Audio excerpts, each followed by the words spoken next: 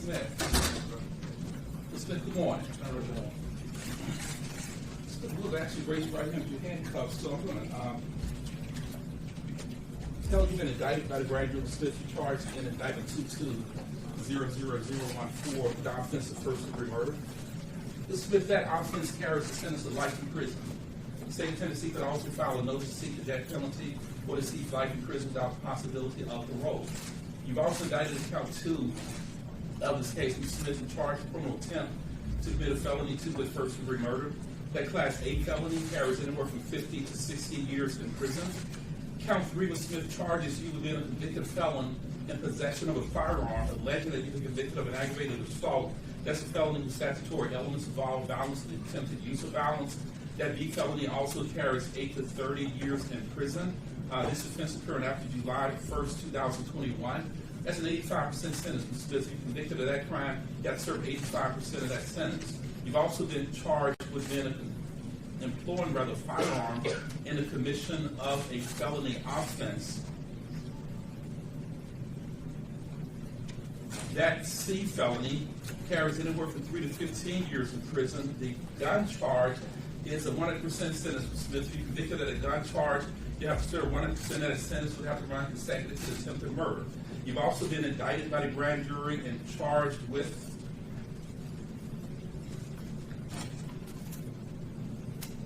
theft of property, and that C felony carries anywhere from 3 to 15 years in prison. Mr. Smith, do you understand what you're charged with, sir? Yes, sir. Mr. Smith, do you have an attorney? We're getting hired right now. You are in the process of trying to hire an attorney right now, sir? Yes, sir. Who's going to hire an attorney for you, Mr. Smith? My family. Have you talked to an attorney yet? Yes, we're getting hired. Do you know what attorney you're trying to hire, Mr. Smith? Not at the moment. Not at the moment. How much time do you need in order to get an attorney hired for you, Mr. Smith? Got another week. You think you'd have a lawyer in a week, sir? A week and a half, 2 weeks, yes, sir.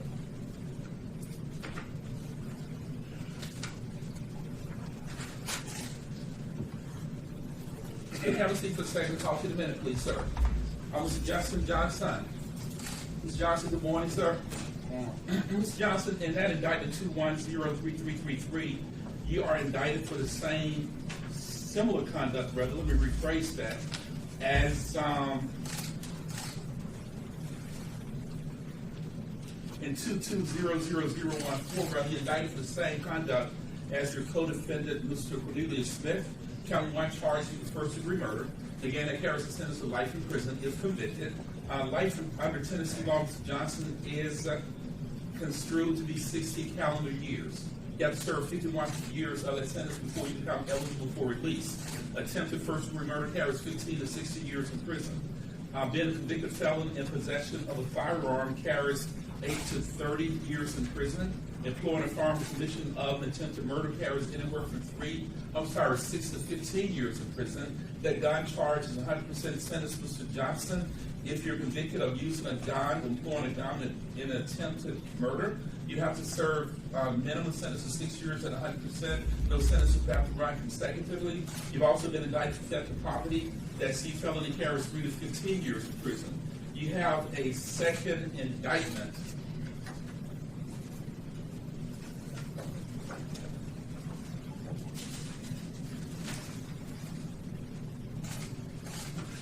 That apparently was superseded by the other indictment, which I just read into the record. 121-03333 charged with first-degree murder, attempted first-degree murder, and theft of property. Now, do you understand the charges against you, Mr. Johnson? Yes, sir. Do you have an attorney, sir? Working on it. You're working on hiring an attorney. Mr. Johnson, who's going to hire an attorney for you, sir? My family. How long will it take you to get a lawyer, Mr. Justin Johnson? I can't answer that. I don't know. How much time do you want to continue your case so that you and your family can hire an attorney, sir? 2 weeks. Ms. Johnson, if you tell me that Judge Coffey, I cannot afford an attorney, I will appoint an attorney for you. Do you understand it, sir? I can afford one. You can afford an attorney. Mr. Smith, stand up for a second also. Mr. Smith, if you tell me that you cannot afford an attorney, I will appoint a lawyer for you also. Do you understand it, sir? Yes, sir. You tell me that you can afford an attorney. Yes, sir. Mr. Johnson, Mr. Smith, you do not need the court to appoint an attorney for you. Is that correct? Yes, sir. And Mr. Smith, he told me you can have an attorney hired in a week or 2. Mr. Johnson, you told me you don't know how long it would take an attorney. I don't know how my people gotta do, they fall. I don't know, I can't say. When would you like to be back in court so you can let me know whether or not you were able to hire an attorney, Mr. Johnson? About a week. About a week. About a week.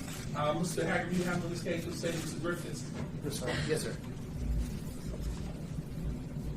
You're both asking for a week, is that correct? I should know something in a week.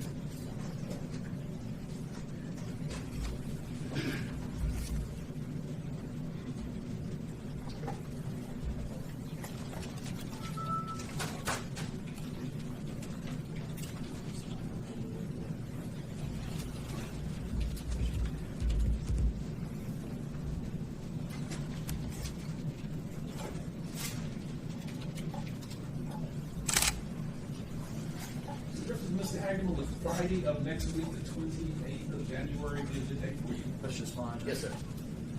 Mr. Smith and Mr. Johnson, I want to continue your case until Friday, January 28th. That will give you about 9 days to see if you get a lawyer hired. Now, if you come back on Friday, the 28th of January, and you tell me that you cannot afford an attorney, I will appoint an attorney for you. I will appoint a private lawyer for you, somebody who's qualified to handle the most serious cases in the state of Tennessee. I will appoint a lawyer for you if you tell me you cannot hire an attorney. Now, I cannot let you sit in jail week after week, month after month without an attorney because it would violate your rights. You understand this, sir? Mr. Johnson, you have any questions, sir? Mr. Smith, you have any questions? I'll see you both back in court on Friday, January 28th. If you have a lawyer hired, that's fine. If not, I'm going to appoint an attorney for you. You can both step back in the back. Thank y'all for bringing Smith and Mr. Johnson to court for me.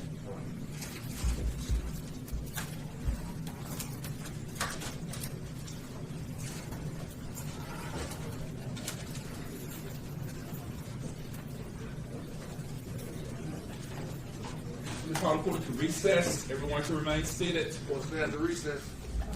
This is Paul Hagerman, Hagerman, with the District Attorney's Office.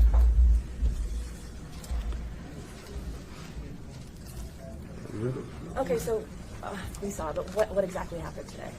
Today we had the two defendants, Mr. Johnson and Mr. Smith, in court for the first time on the murder of Adolph Thornton, young Dolph. It was set for arraignment. Both of the defendants asked for more time to get attorneys hired, and so we'll come back in about a week and a half for that. You know, understanding that they don't have attorneys right now, how long can they actually sit in jail? Our judges here try to give people attorneys fast. They don't want them just sitting in jail. Now, these defendants have a right to hire an attorney, of their choosing. Sometimes it can take a defendant up to a month to do that. This judge wants to make sure these defendants have an attorney, sooner rather than later. And so we're coming back in about a week and a half at the request of the defendants. They still have no bond, right? They still have no bond. Understanding that at this point in time, only 2 people have been arrested in regards to young Dolph's shooting. Do we know of any other arrests? Do we know we can move on right now? All I can say is the investigation goes on. Is Mr. Barnett, he was in Indiana in jail. He's charged as an accessory after the fact.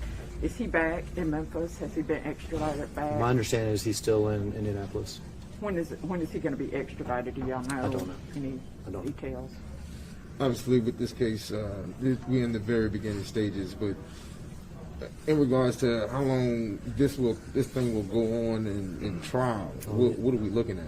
We're at the beginning stages, the very beginning. This is literally, their first court date, so it's, it's hard to answer that. This is a process, though, as y'all know. Y'all covered these cases before. Once they get attorneys, we'll start from there. We're in a courtroom that moves fast and expeditiously, and we'll just see where we're at month by month. But I think, Memphis wants some closure to this thing, and the family, and we do too. When a case like this, obviously high profile, there's so many rumors, so many people, saying stuff, whatever. Does that make things more difficult on your office? Don't really pay attention much to the rumors, and I don't have much social media or things like this. I know who the victim was, familiar with him, know what he meant to Memphis and what he symbolized with regard to, being a self-made person and the grit and grind of Memphis. And we need to get some justice in this case. Paul, you've been a very busy man. I'm talking about with the Lorenzo Wright case and now this on your hands. It never gets easy coming in contact with these families, obviously.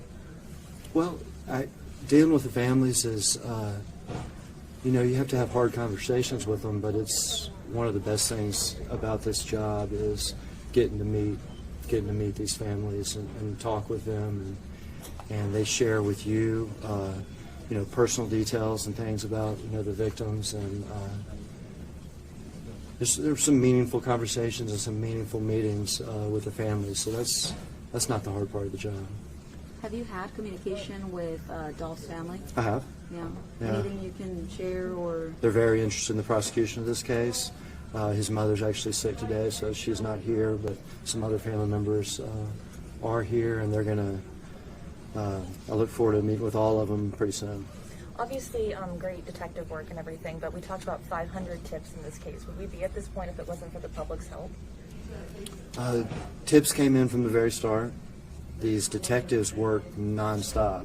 They literally didn't sleep for at least a week or so once this thing happened. I think as far as what has led to the charges and the investigation and things like that, you just have to stay tuned to the various court dates and things like that. So you're still not releasing a motive or anything? At this point, I wouldn't be allowed to comment on stuff like that. Understanding the eyes are on Memphis right now, in the music world, all around the world. Just understanding, getting this thing right. Are we at the point where, again, we can go to trial, even though the trial hasn't been set, but we can go knowing that these two, from the DA's office, you all have strong evidence against them? We wouldn't be here without strong evidence against them. We're confident, and y'all saw the video from November 17th when the two people shot and murdered Dolph. We got the two people in court today. More arrests could still come? Investigation ongoing. Can we say who was wearing that Bass Pro hat? I couldn't comment on details like that. Since they've been here, have the complaints about their incarceration here or anything they have to say being in jail? I haven't heard from either one of them. Thanks so much.